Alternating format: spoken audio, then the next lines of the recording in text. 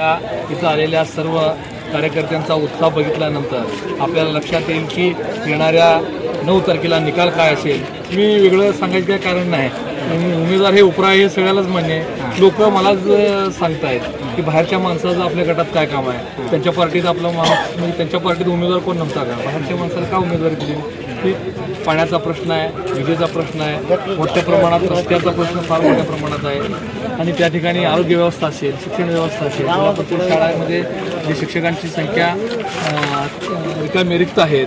तर अशा अनेक प्रश्न त्या ठिकाणी छोट्या छोट्याच्या लहान लहान गोष्टी ज्या शेतकऱ्यांशी निगडीत आहेत.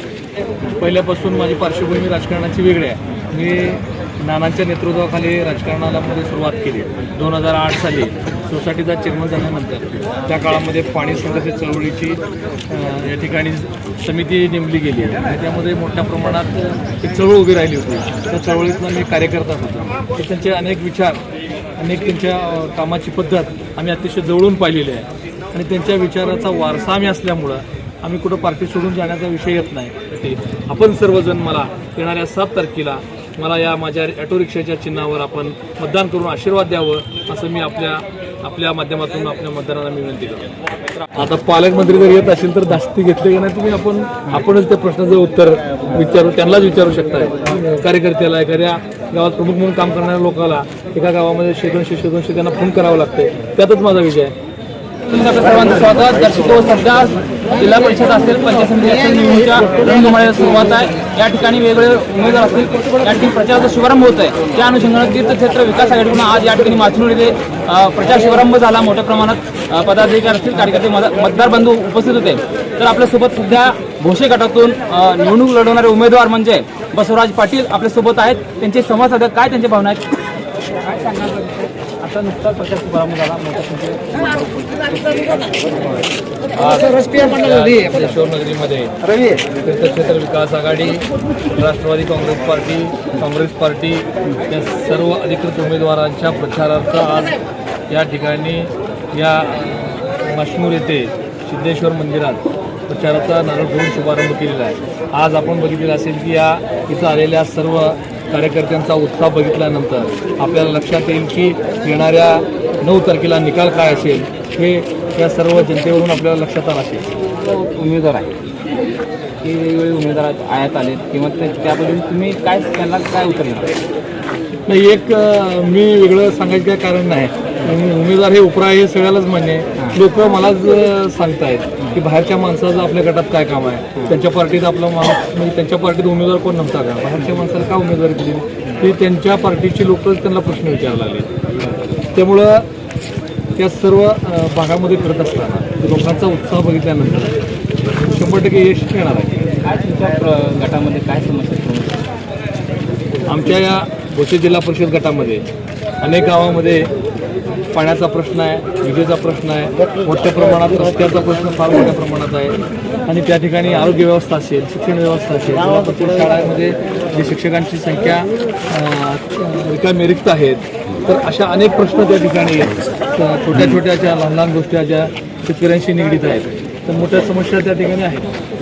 एकत्र या ठिकाणी अनेक जण या ठिकाणी भाजपमध्ये प्रवेश करतात, मात्र तुम्ही नानांच्या बाजूने उभे आहात. काय असं ना आहे तुम्ही अजून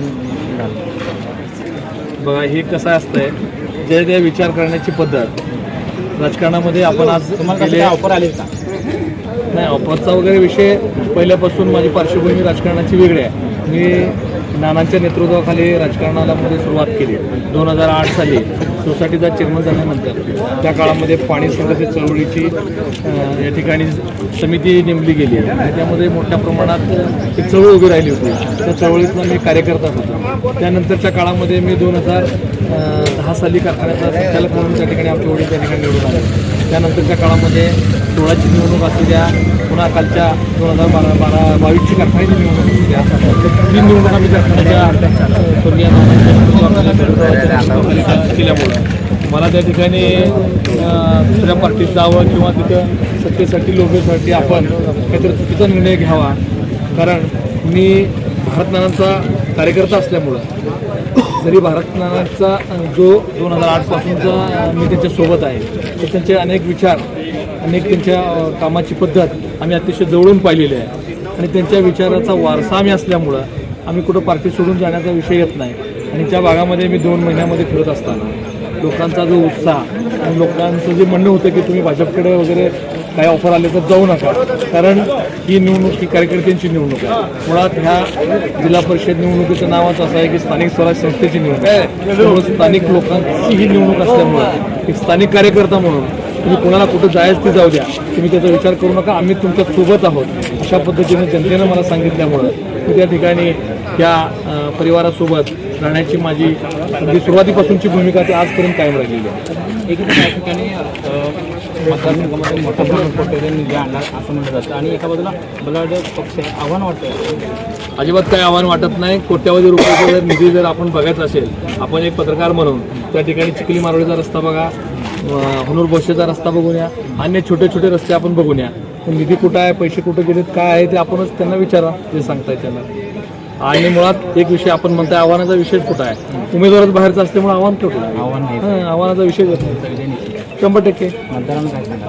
मतदारांना मी या निमित्तानं एवढंच आव्हान करतो की त्या भागातील बोशे जिल्हा परिषद गटातील स्वाभिमानी मतदार आहे, त्यामुळे आपण कुठल्या जातीपातीच्या राजकारणाचं विष या ठिकाणी पेरलं जात आहे. तर अशा प्रकारच्या कोणत्याही अफवाला या अशा प्रचाराला बळी न पडता आपण बघत असाल गेल्या 8-10 दिवसापासूनची प्रचाराची रणधुमाळी चालू आहे. त्यामध्ये अनेक लोकांना त्या ठिकाणी सत्तेचा वापर केला जातोय, दबावाचं राजकारण केलं जात आहे, भीती घातलेली जात आहे. तर अशा कोणत्याही दबावाला बळी न पडता येणाऱ्या काळामध्ये आपल्या भविष्यासाठी, आपल्या हक्कासाठी, या मतदारसंघाचे प्रश्न सोडवण्यासाठी आपण सर्वजण मला येणाऱ्या 7 तारखेला मला या माझ्या ऑटो रिक्षाच्या चिन्हावर आपण मतदान करून आशीर्वाद द्यावं असं मी आपल्या माध्यमातून आपल्या मतदारांना मी विनंती करतो.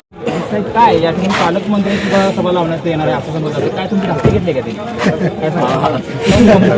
आता पालकमंत्री जर येत असेल तर धास्ती घेतली का नाही तुम्ही आपणच त्या प्रश्नाचं उत्तर त्यांनाच विचारू शकताय. कारण आज 8-10 दिवसाच्या काळामध्ये बघित असेल तर त्या भागामध्ये आमदार साहेबाचा दौरा झाल्यानंतर देखील आज देखील ते आमच्या भागामध्ये दौरा चालू आहे, तरी देखील एका गावामध्ये त्यांच्या विधानसभेला त्यांनी वेळ दिला नाही. तेवढं आज त्यांना गावागावात वाडी वस्त्यावर कार्यकर्त्यांना, छोट्या छोट्या ग्रामपंचायत सदस्य कार्यकर्त्याला, एखाद्या गावात प्रमुख म्हणून काम करणाऱ्या लोकांना एका गावामध्ये 100-200 त्यांना फोन करावं लागतंय. त्यातच माझा विजय आहे. तर या ठिकाणी पालकमंत्री सभा जर घेण्यात त्यांना वेळ आली तर या ठिकाणी त्यातच माझा विजय आहे. एकंदरीत जनतेने ही निवडणूक हातात घेतली असं त्यांनी प्रतिक्रिया दिल्या आहेत. खऱ्या अर्थानं आपण वेळोवेळी अपडेट देणार आहोत दर्शको. तरी कॅमेरामन हनुमंत पेटेकरसह मी रोहिदास माचनूर, धन्यवाद.